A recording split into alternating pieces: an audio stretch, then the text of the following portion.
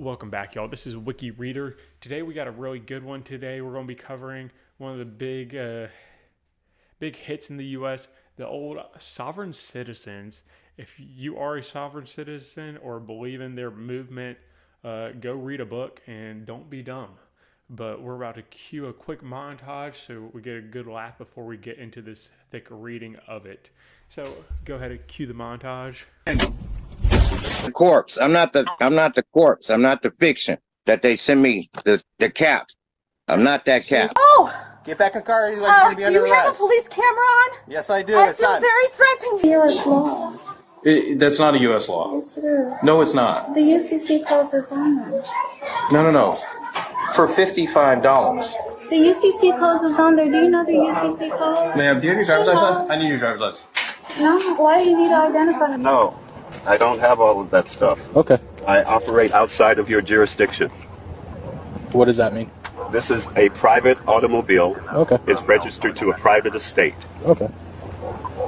With the deed of the state owning the road. Oh, you want me to provide the deed to the state? The deed to the state? Really? Okay. He tells me that means nothing. Engaging in the commercial use of the highways or byways, normally operating in a for-hire capacity. I'm a foreign national exempt from foreign law under Amendment 11 of both the Constitution and the Constitution of the United States, and I claim all my exemptions. That makes me laugh every time that people really believe that. So let's get into the reading of it. It's a thick one, so we're just going to read a little bit of the history and the brief overview of the whole thing on the Wikipedia page. So sovereign citizen movement, or SovCits, never heard anyone call them that, is a loose group of anti-government activists, conspiracy theory, vexatious litigants, tax protesters, and financial scammers found mainly in English-speaking common law countries in the U.S., Canada, Australia, the United Kingdom, and New Zealand. I'm glad they got them down under also. Sovereign citizens have a pseudo-legal belief system based on misinterpretations of common law and claim not to be subject to any government statutes unless they consent to them. The movement appeared in the U.S. in the early 1970s and has since expanded to other countries. The similar Freemen of the Land movement emerged in the 2000s in Canada and is spreading to other Commonwealth countries. I'm sorry that we started this in the U.S. for y'all. Sovereign citizens' ideas have been known to incorporate by other fringe movements in the U.S. and abroad, such as the Reichenberg in Germany and Austria. The FBI called sovereign citizens anti-government extremists who believe that even though they physically reside in a country, they are separate or sovereign from the United States. Like I said, crazies. The sovereign citizen phenomenon is a main contemporary source of pseudo-law. Sovereign citizens believe that courts have no jurisdiction over people, that certain procedures and loopholes can make one immune to government laws and regulations. The most forms of taxation are illegitimate and reject social security numbers, driver's license, and vehicle registrations. The vehicle registration thing is absolutely crazy because you see the videos like I just played of them being pulled over. They pull out thick books to young rookie cops and try to explain to them what a sovereign citizen is, and then they just go to jail usually. The movement may appeal to people facing financial or legal difficulties or wishing to resist perceived government oppression. As a result, it has grown significant during these times of economic or social crisis. Most schemes promoted by the sovereign citizens aim to avoid paying taxes, ignore laws, eliminate debts, or extract money from the government. Okay, I can get behind a couple of those. Avoid paying taxes and extract money from the government always. You know, country first, government last. Just kidding. I love my government. Sovereign citizens' arguments have no basis in law and have never been successful in court. American sovereign citizens claim that the U.S. federal government is illegitimate and those outside the U.S. hold similar beliefs about their country's governments. The movement can be traced to American far-right groups such as Posse Comitatus. That must be a very small far-right group. I've never heard of them. And the constitutionalist wing of the militia movement. I don't even know who that is. But now attracts people of various ethnicities, including significant number of African Americans, later sometimes belong to the self-declared Moorish sects. I don't know who the Moorish are. All right. Indigenous sovereign citizen movement. So the indigenous people. The sovereign citizens are not violent, but their methods and movement advocates are illegal. Sovereign citizens notably adhere to fraudulent schemes promoted by redemption of A4V movement, pseudo-law movement. Many have been found guilty of offenses such as tax evasion, hostile possession, foreign and threatening public officials, bank fraud, and traffic violations. You know what they say, evade taxes at all costs. The billionaires do it, let's do it too. All right. Two of the most important crackdowns in U.S. authorities on sovereign citizen organizations were in 1996, the Montana Freemen, and the 2018 citizen of self-proclaimed judge Bruce Duchette and his associates. Because some have engaged in armed confrontations with law enforcement, and FBI classifies sovereign citizens as extremists and domestic terrorists. Terry Nichols, one of the perpetrators in 95 Oklahoma City bombing, subscribed to sovereign citizen ideology. Like I said, I don't agree with them, but I agree with not paying taxes. In surveys conducted from 2014 to 2015, representatives of U.S. law enforcement ranked risk of terrorism from the sovereign citizen movement higher risk from any other group. That's crazy, because usually they're very non-violent. They're very confrontational, but they're not violent people. In 2015, Australia New South Wales Police Force identified sovereign citizens as a potential terrorist threat. Like I said, I'd never seen a very violent, I would say. But to each their own. Sovereign citizen movement originated in a combination of tax protesters' ideas. Great. Protest taxes. In the 60s and 70s, radical and racist anti-government movements, that's not cool. Pseudo-law, also not cool, and existed in the U.S. since the 50s. The movement belief is the illegitimacy of federal income tax gradually expanded to challenging the legitimacy of the government. You see, I can get behind that because the federal income tax did not always exist. So, like I said, protest taxes all you want, but don't be dumb. The concept of the sovereign citizen whose rights are unfairly denied appeared in 1971 with Passe Comitatus, whatever that far-right group is. Never heard of it. As part of the teachings of the Christian identity minister William Potter Gale. I don't think they're very Christian, though. Their name, that I can barely pronounce, from the historical militias led by local sheriffs, was a far-right anti-government movement, denounced income tax, debt-based currency, and debt collection as tools of Jewish control of the United States. Okay, I didn't realize they started out with that. But let's carry on.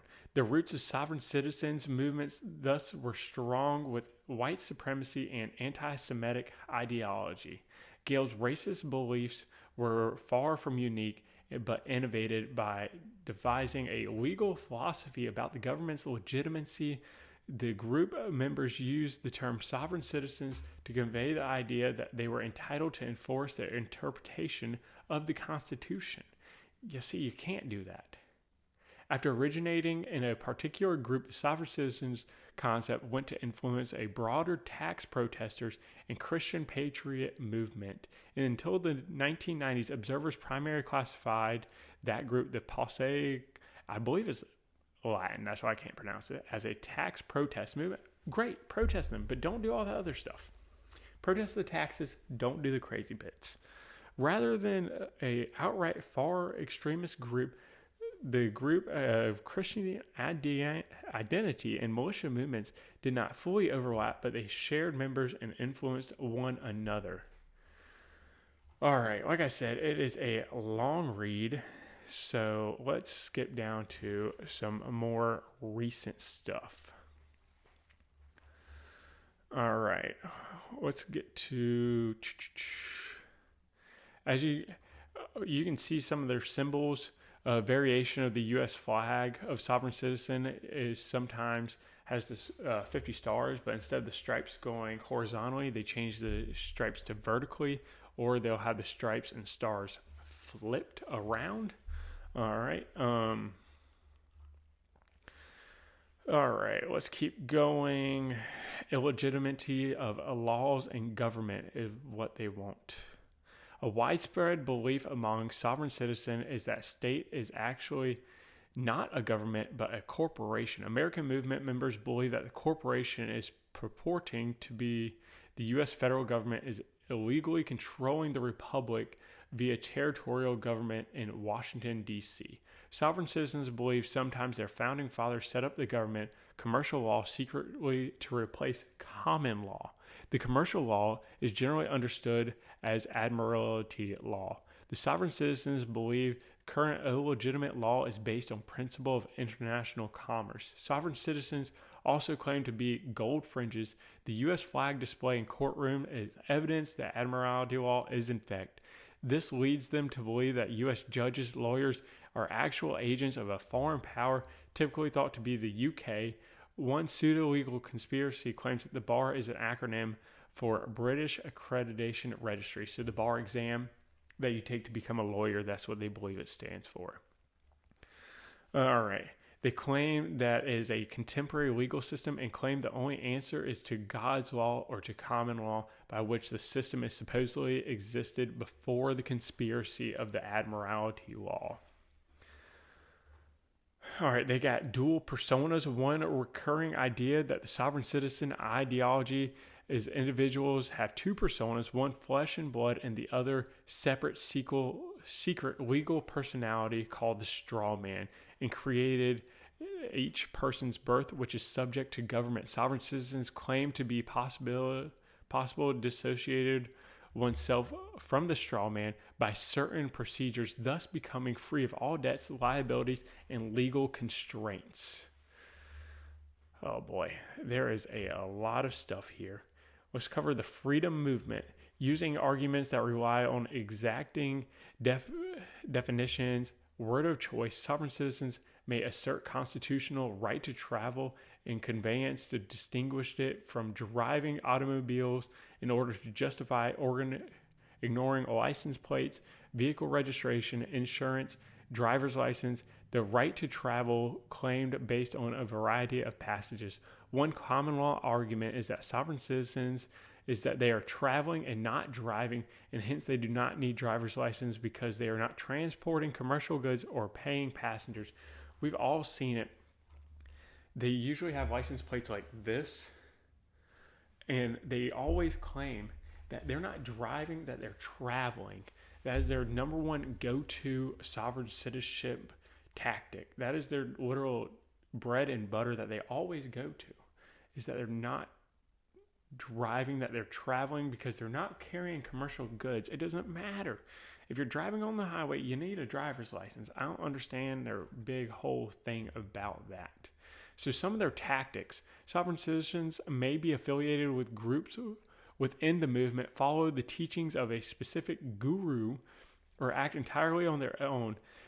They definitely act entirely on their own because people start seeing all these videos online of these sovereign citizens, and they choose to follow it for some reason, even though the videos show them always getting arrested or not producing any documents. So some of the litigation and court cases involve sovereign citizens can cause law enforcement officers and court officials severe problems. Sovereign citizens may challenge the laws, rules, and sentence they disagree by engaging in practice known as paper terrorism, which involves filing complaints with legal documents that may be bogus or simply misused. Minor issues such as traffic violations or disagreements with over pet licensing fees may provoke numerous court filings. Courts then find themselves burdened with having to process hundreds of pages of irregular, sometimes incomprehensible documents, straining their resources. So if they get in a legal issue, all they do is just pound the court system with a bunch of gibberish documents that can't produce anything. When involved in court cases, sovereign citizens generally act as their own lawyers, though sometimes sovereign citizens leaders may assist them in court. They often use uncommon or downright disconcerting pseudo-legal tactics and typically deny the court's jurisdiction over them. In 2019, Kim Bombino, a felon residing in Nevada, was found guilty of traffic offenses. He threatened the judge. Okay, not going to say anything. He threatened the judge who presided over his hearing that he would file complaints against him and demand a monetary settlement from him.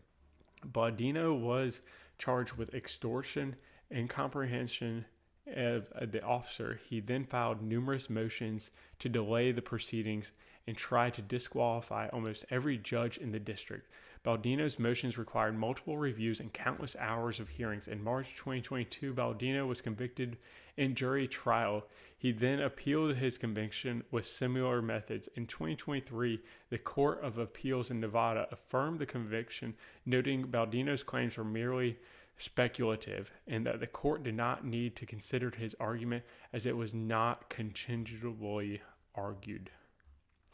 So exactly, they do so much crazy stuff. They do simple traffic law violations with bumper stickers that say sovereign citizen and always license plate that say sovereign citizen. And then they try to confuse the officers who pull them over with the sovereign citizen stuff. Anti-tax, like I said, anti-tax. And then financial schemes. Let's see. One of the first to use this method in 1980s was tax protester and songwriter Tupper Salsey. Must not have been that good. I've never heard of you. Who created a check-like instrument called public money office certificates. Salsey issued these certificates primarily as a form of protest, but sovereign citizens used false promissory notes, bills of exchange, coupons, bonds, and sight drafts in attempts to pay taxes, utility bills, and purchase properties or fight foreclosures. Some guns have been scammed adherents. Some gurus have scammed adherents of the movement by selling them such counterfeit instruments. So they're scamming themselves also. That's how scammy these people are. They don't just scam the government or try to scam the government. They try to scam each other. You can't build something if you scam each other. Other scams primarily target victims who are not part of the movement. Well, yeah, obviously. They do false liens and harassment tactics, like harassment where they keep harassing law enforcement people or judges or lawyers. And, I mean, at the end of the day, they are wild. But I highly recommend going and reading this Wikipedia page or learning more about the sovereign citizens movement. It's definitely one for the United States. Would not doubt it. If we have one cultural thing, it is the sovereign citizens. We can say we started that. Some people say the U.S. doesn't have culture. We started sovereign citizens. Try to beat that. All right, see you next time here on Wiki Reader, where we cover hot topics, good topics, all on Wikipedia pages. I read them so you don't have to.